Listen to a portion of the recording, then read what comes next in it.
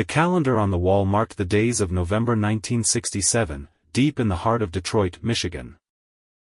It was a season of gray skies and biting winds, where the autumn air felt heavy, carrying the distinct, metallic scent of industrial smoke that defined the city's existence. Mixed with the soot was the smell of damp, fallen leaves rotting in the gutters, a melancholy perfume that drifted through the wide avenues. The city itself was a contradiction, a place of immense power that was still trembling from the violent tremors of the summer riots. The scars on the urban landscape were still visible, physical reminders of a society under pressure. But if you stepped off the gritty pavement of Woodward Avenue and pushed through the heavy glass doors of Brennan's fine men's wear, the noise of the outside world vanished. Inside this space, the world felt oddly insulated, protected by layers of tradition and silence. It was a sanctuary of commerce that felt almost timeless, a place where the chaos of the late 1960s had not yet breached the perimeter. The air here was different. It didn't smell of burning rubber or exhaust fumes. Instead, the aisles were lined with the rich, masculine scents of the trade, the lanolin smell of high-quality wool, the sharp tang of tanned leather, and the dry, aromatic dust of cedar wood. Suits hung in perfect, soldier-like rows, organized by size, color, and cut with a precision that bordered on the obsessive. It was a world of order and hierarchy, where every object had its specific place and every interaction followed a scripted dance of etiquette. Michael Brennan stood behind the polished oak counter, a fixture of this environment. He had worked within these walls, under the tutelage of his father, since he was a boy of 16. The store was not just his workplace, it was the landscape of his entire adult life. Now, at 28 years old, he had transcended the role of a simple clerk. He knew every square inch of the floorboards, every shadow cast by the lighting fixtures, and every peculiarity of the inventory. His knowledge was tactile and instinctive. He possessed the eyes of a master craftsman.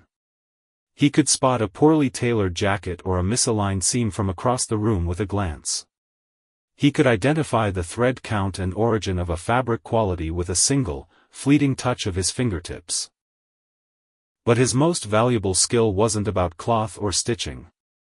Over the years, Michael had developed an uncanny, almost supernatural ability to read the people who walked through the door. He studied them like living texts, decoding their postures and their needs. In the high-end clothing business, and especially in the ritualistic world of men's wear, understanding the psychology of your customer was everything.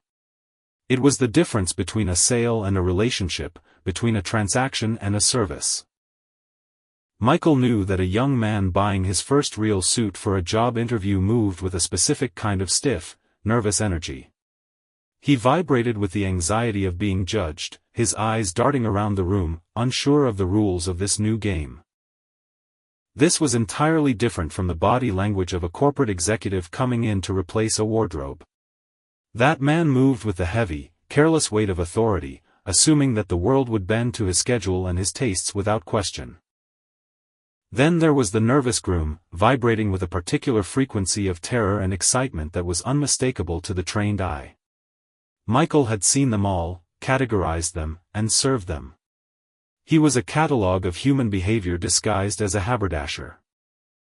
It was a Tuesday afternoon, a time of the week that was historically slow.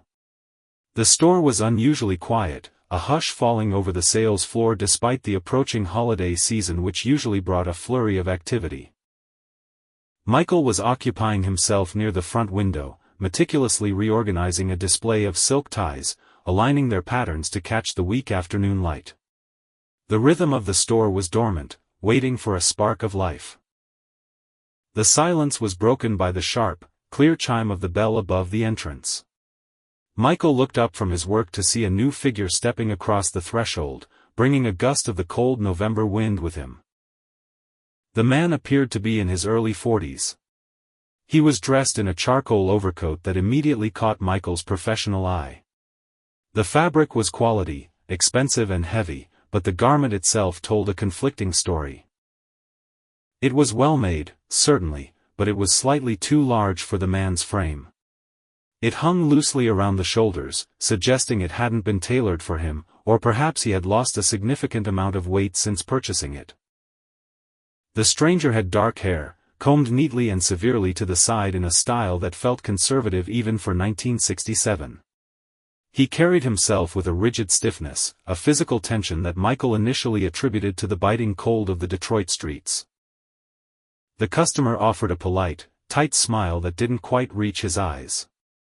He began to browse the suit section immediately, his movements methodical. He didn't wander aimlessly, he moved with a specific intent, scanning the racks. His fingers ran along the fabric of a navy pinstripe suit, testing the weave. Michael approached him with his usual professional warmth, offering a greeting and asking if he could assist in finding a specific cut or size. When the man spoke, the first anomaly presented itself. His accent was immediately noticeable. It was subtle, buried under practiced diction, but it was there, a softness in the vowels that didn't belong to the Midwest. He introduced himself as Peter Volkov. He met Michael's eyes and explained his situation with a rehearsed ease. He stated that he needed several business suits for a new position he had just accepted at an automotive parts supplier. He elaborated on his backstory, claiming he had recently relocated from New York. He explained that the harshness of the Detroit winter was more than he had anticipated, and it required a heavier, more durable wardrobe than he was accustomed to. On the surface, nothing about this story seemed unusual. Detroit was a boomtown, the engine of America. Its auto industry was a gravitational force that attracted engineers, managers, and laborers from all over the country and the world. Michael slipped into his role as a consultant. He guided Volkov through the options, discussing fabric weights, thermal properties, and the conservative styles that were appropriate for high-level business meetings in the Motor City. Volkov proved to be a surprisingly knowledgeable patron. He didn't just nod along, he asked intelligent, probing questions about the construction of the lapels and the durability of the stitching. He knew what he was looking for. The order grew substantial. Volkov selected 3 full suits, 2 separate sport coats for more casual days, several crisp dress shirts, and half a dozen silk ties. It was the kind of sale that could make a salesperson's entire week. But as the interaction moved to the fitting stage, the small inconsistencies began to accumulate. As Michael stepped in close to take the necessary measurements, his proximity allowed him to notice details that a casual observer would miss. The first thing Michael noted was Volkov's hands. They were resting by his sides, and they were inexplicably soft. These were not the hands of a man who worked in automotive parts, manufacturing, or logistics. There were no calluses, no ingrained grease, no small nicks or scars that invariably come from handling machinery or inventory. They were the hands of a man who spent his life turning pages or holding a pen, not clutching steering wheels or tools. Then Michael looked down at the man's shoes. They were visible as Volkov stepped onto the raised fitting platform. They were distinctly European in their design, with a silhouette that was sleeker than American footwear. They were expensive shoes, clearly of high quality, but they were worn down in a specific way. The soles showed a pattern of wear that suggested this man walked a great deal, far more than a typical office manager or executive would. There was also a physical mark on his face. A small, pale scar sat just above his left eyebrow. It was neat and precise, looking more like the result of a surgical procedure or a calculated injury than a childhood accident. The process continued. Michael asked the customer to remove his watch so he could accurately measure the wrist for the shirt cuffs. Volkov obliged, unbuckling the strap and handing the timepiece over. Michael held the watch for a moment. It was a Rolex Submariner, a high-end Swiss instrument designed for divers. It was a heavy, luxurious piece of engineering that seemed wildly extravagant for a man claiming to be starting a mid-level job. But Michael had learned long ago not to judge his customers' finances. People were complicated. Perhaps Volkov came from family money. Maybe the watch was a cherished inheritance from a wealthy relative.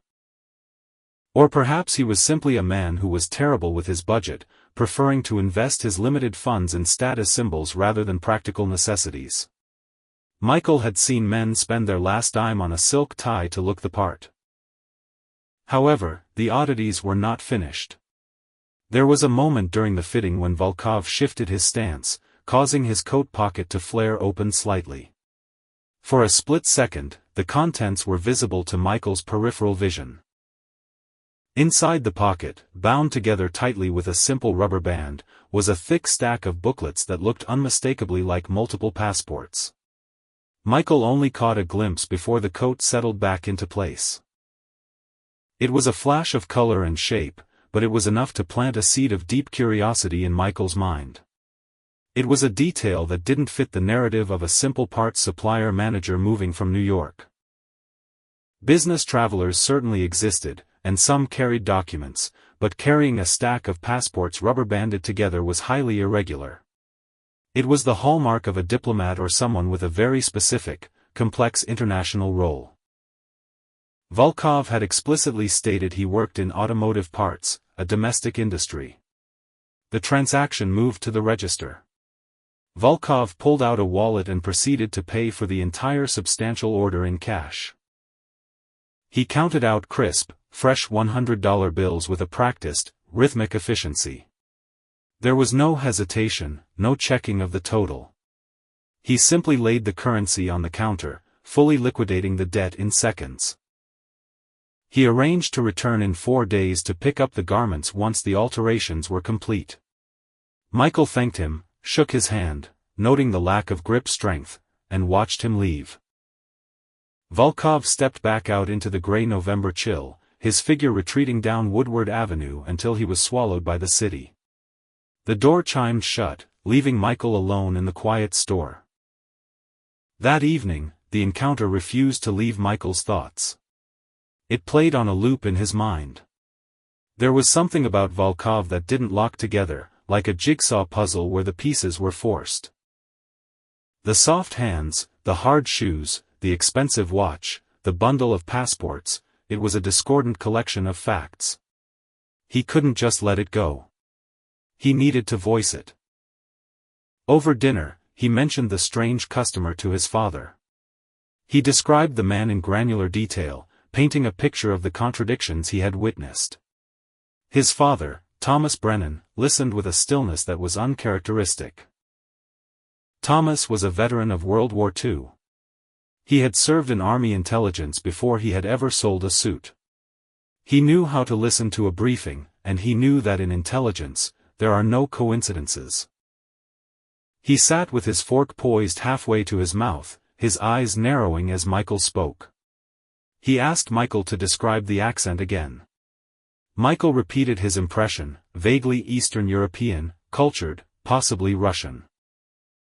Volkov's English was technically excellent, nearly perfect in grammar and vocabulary, but there was that slight, indelible inflection on certain vowels that betrayed a different mother tongue. Thomas set down his fork with a deliberate clatter. He looked at his son with a serious, intense expression. The year was 1967. The Cold War was not an abstract concept, it was a daily reality. In this climate, a Russian accent in the industrial heart of Detroit was not necessarily a crime, but when combined with the passports and the cash, it warranted more than just curiosity. It warranted suspicion. Thomas Brennan was not a man prone to flights of fancy. He explained to his son that in Detroit, the line between civilian automotive production and military defense contracts was virtually non-existent. The same factories that stamped out fenders for family sedans could be retooled to build tank armor in a matter of weeks. The city was a strategic asset. He insisted that this was not a matter for the local police, who deal with petty theft and domestic disputes. This required a different level of scrutiny. He reached out to an old contact, a man who had moved from the clarity of military command to the murky, bureaucratic world of domestic federal intelligence. The meeting was arranged for the following morning. Michael found himself sitting in a booth at a nondescript coffee shop downtown, a place with vinyl seats and air thick with cigarette smoke. Opposite him sat Richard Walsh, a man who seemed to have been designed by a committee to be entirely forgettable. Walsh was in his 50s, with graying hair and a suit that was neither expensive nor cheap. He possessed a face that slid off the memory the moment you looked away. He worked for the Federal Bureau of Investigation, specifically within the Counterintelligence Division tasked with monitoring the industrial heartland. Michael felt a sudden surge of imposter syndrome as he began to speak. Recounting the details of the previous day felt absurd in the cold light of morning. He listed the anomalies, the soft hands of a laborer, the expensive watch on a manager, the cash, the passports. It sounded like the plot of a cheap paperback novel. Walsh did not laugh. He sat with the stillness of a predator, his eyes fixed on Michael's face. He opened a small, leather-bound notebook and began to take notes with a fountain pen. He didn't interrupt, didn't ask for clarification, simply let Michael pour out the entire collection of observations. When Michael finished, there was a long silence.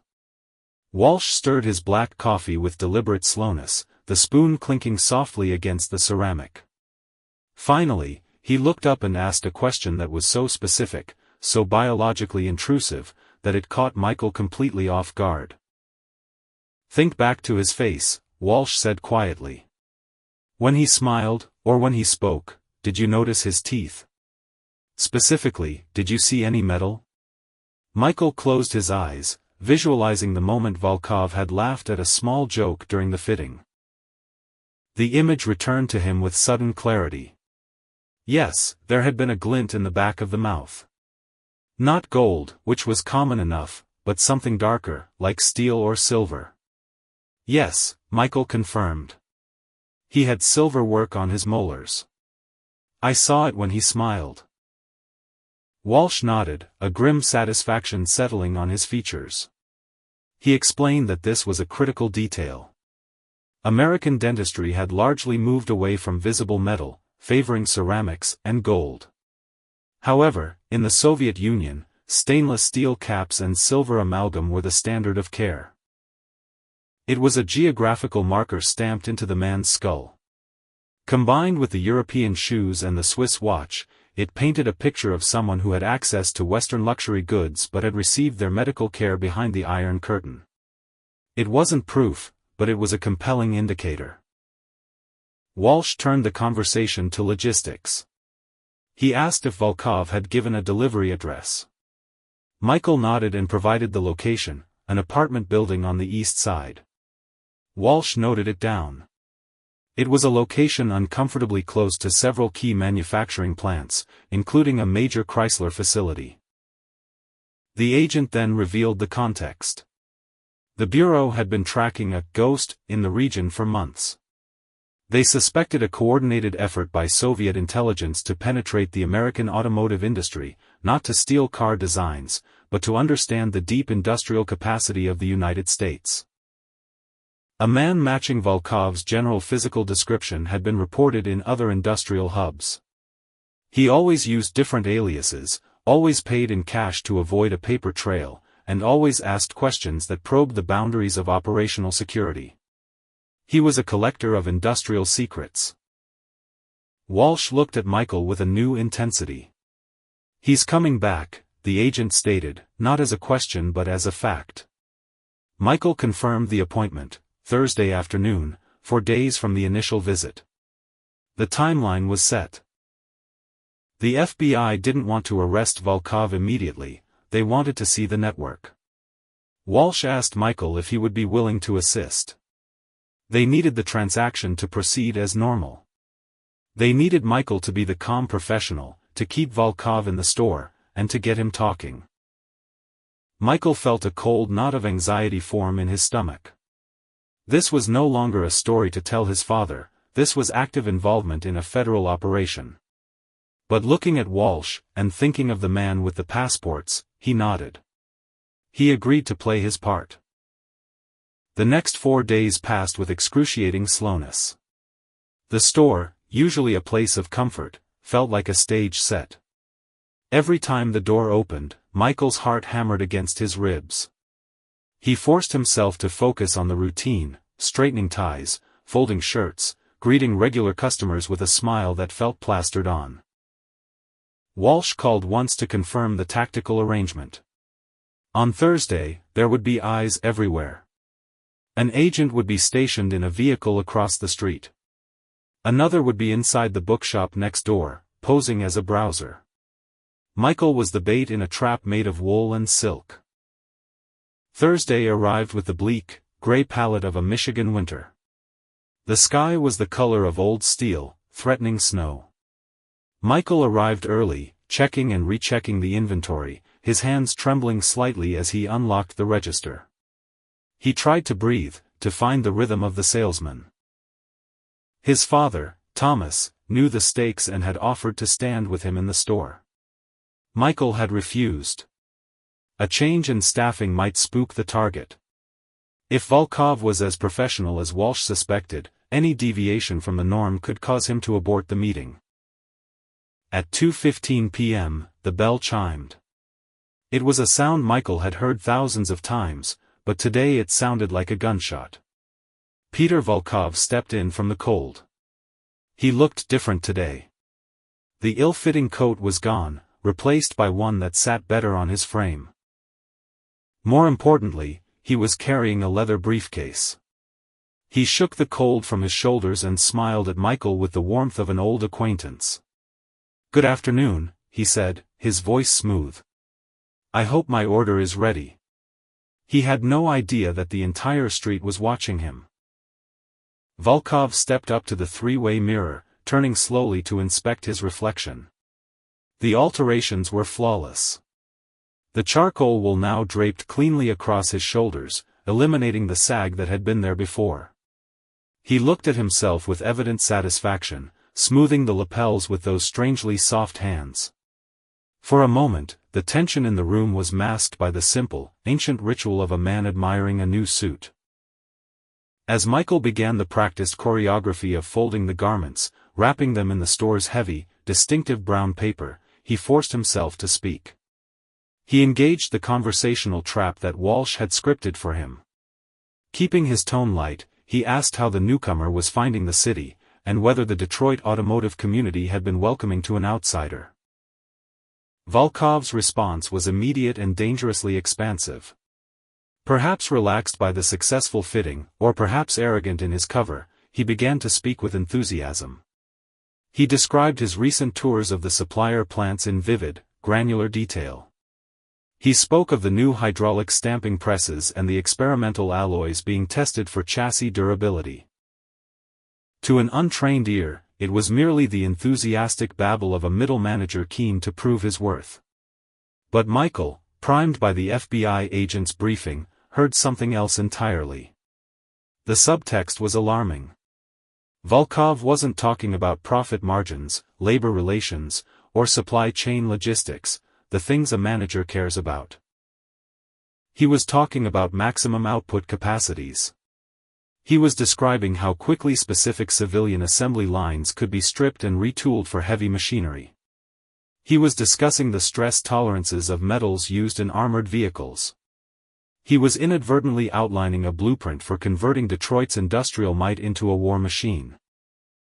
Volkov mentioned his previous travels, listing visits to plants in the steel belt of Ohio and Pennsylvania before his arrival in Michigan. He noted with a laugh how eager the American factory foremen were to show off their capabilities. They saw no reason to hide their technological prowess from a colleague, unaware they were handing the keys to the castle to a man who was memorizing the locks. The transaction moved to the counter for the final exchange. Volkov once again eschewed a check or credit, reaching for his wallet to pay in cash. As he opened his leather briefcase to retrieve the currency, the flap fell open just wide enough. For a heartbeat, the interior of the case was exposed to Michael's line of sight. Inside, crammed next to rolls of technical schematics and blueprints, was a small, rectangular object that glittered in the store lights. It was a camera, but not a standard consumer model. It was a Minix B, a sub-miniature device smaller than a cigar lighter, known globally as the fetish object of the espionage trade. The sight of it sent a jolt of pure adrenaline through Michael's system. It was the physical confirmation of every suspicion, a smoking gun sitting right there on his glass counter. The camera was a tool for stealing documents, not for taking family snapshots. It was the final, undeniable piece of evidence. Michael fought to keep his face a mask of professional boredom. He counted the money, handed over the receipt, and thanked Volkov for his business. He wished the spy well in his new job. Volkov took his parcels, now containing the camouflage for his true identity, and stepped out onto the sidewalk at 2:47 p.m. Through the front window, Michael watched him head north on Woodward Avenue. The street scene, which had seemed static, suddenly rippled with action. Two figures in plain clothes detached themselves from a doorway and began to follow on foot. A dark sedan, idling down the block, pulled slowly away from the curb, trailing the target.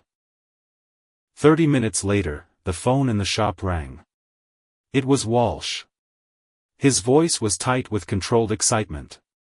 The surveillance teams had tracked Volkov to a modest, run-down photography studio on the east side. He had remained inside for nearly an hour before emerging without the briefcase. The studio was not a place for family portraits. It was a sophisticated dead drop, a transmission node used to pass hard copy intelligence to other operatives without direct contact. The location was now under full surveillance, and a federal warrant was being typed up. The trap had snapped shut. The full scope of what Michael had uncovered would not be revealed to him until years later, when the geopolitical ice of the Cold War began to thaw. Peter Volkov was, in reality, Pyotr Volkov, a career officer of the KGB operating under deep commercial cover. He was a spy operating under a legitimate, albeit falsified, identity.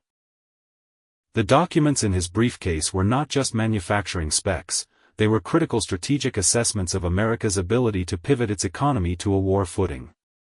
He had been active on American soil for 3 years, a ghost moving through the industrial machine, harvesting the secrets that underpinned American power.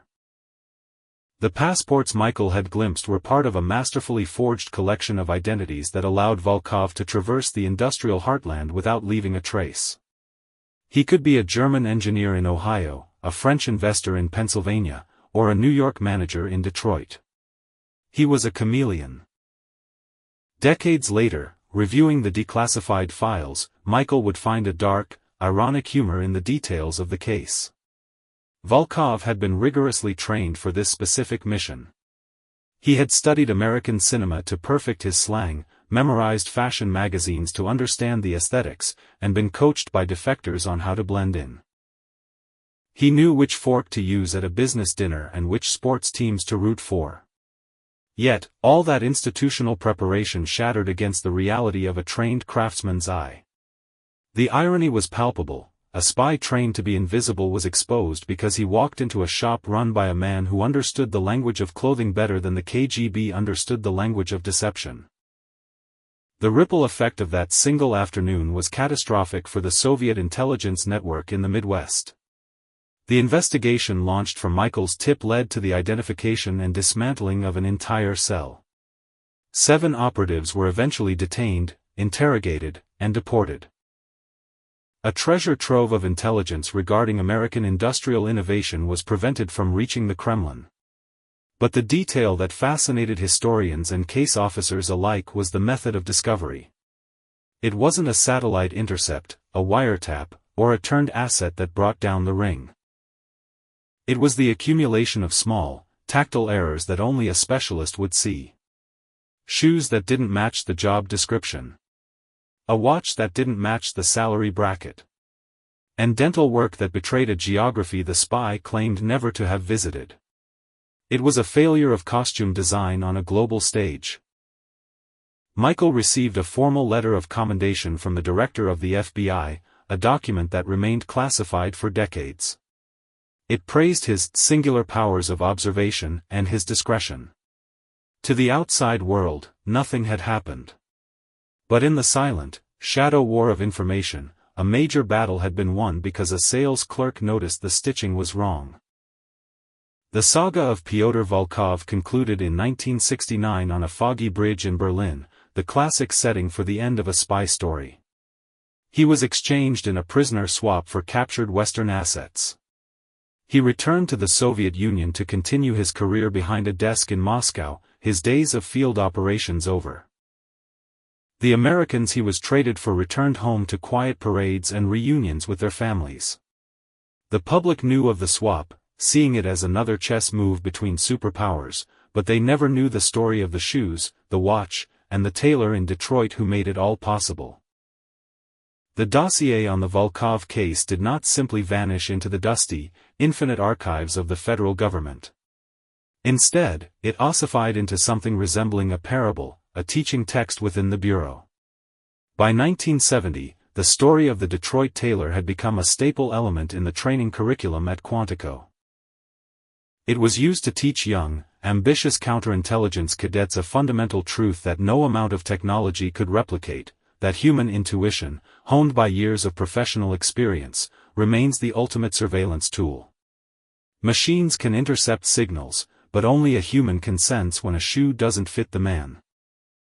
Walsh, the agent who had first listened to Michael in that smoky diner, maintained a correspondence with him for years. Eventually, he persuaded the reluctant salesman to travel to Virginia to address a class of new recruits. Standing before 30 aggressive young agents, Michael felt like an imposter in his own suit. He was not a spy, he was a merchant of wool and silk. Yet, as he began to speak about the sociology of a suit jacket, the room fell into a respectful silence. He taught them that observation is an active skill, a muscular engagement with the world, not a passive state of seeing. He explained that innocent lies usually follow a recognizable pattern of aspiration. A man pretends to be richer than he is, or more important than he is. His lies are consistent with his vanity. But dangerous lies have a different texture entirely, they are structural, designed to deflect rather than impress. Dangerous lies have gaps that the liar tries to bridge with too much confidence or too much detail. They are the cracks in the facade where the light gets in. The realization of how physically close he had been to danger haunted Michael only in retrospect, years after the fact. The memory of standing within arm's reach of a high-ranking KGB officer, wrapping a tape measure around the chest of a man actively dismantling American security, was chilling. It was a brush with a hidden world that usually exists only in headlines. Yet, alongside the chill, there was a quiet, enduring pride. He had applied the rigorous standards of his craft to a situation that demanded nothing less, and the cloth had held true. He had proven that excellence in any field is a formidable weapon. Life in Detroit returned to its rhythmic, industrial normalcy.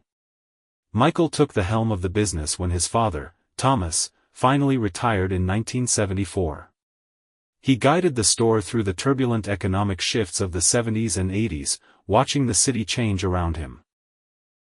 The Cold War raged on in proxy battles in jungles and deserts, in nuclear standoffs and diplomatic summits, but Michael never saw another spy. He just saw customers, men looking for dignity in a changing world, though he never stopped instinctively glancing at their shoes. The end of the store mirrored the end of the geopolitical era that had defined its most famous moment. In 1989, as the Berlin Wall was being hammered down by jubilant crowds half a world away, Brennan's fine menswear finally closed its heavy glass doors. The retail landscape had shifted irrevocably to suburban megamalls and disposable fast fashion. There was little room left in the new economy for the slow, deliberate service that had once caught a Soviet operative. The world was moving faster, and with less precision. On that final day, locking the doors for the last time, Michael was struck by a profound irony that made him smile. In the surveillance photograph the FBI had once showed him, Volkov was entering the dead drop carrying packages wrapped in Brennan's paper. Michael had literally packaged the evidence of the espionage ring with his own hands, binding a Soviet operation in American twine and brown paper. It was a fitting end to a transaction that had begun with a lie. Michael lived a quiet, dignified retirement, passing away in 2012 at the age of 83. In his later years, he occasionally spoke to historians researching the domestic front of the Cold War, always laughing off the label of hero. He insisted, with genuine humility, that he was merely a clerk who knew his inventory.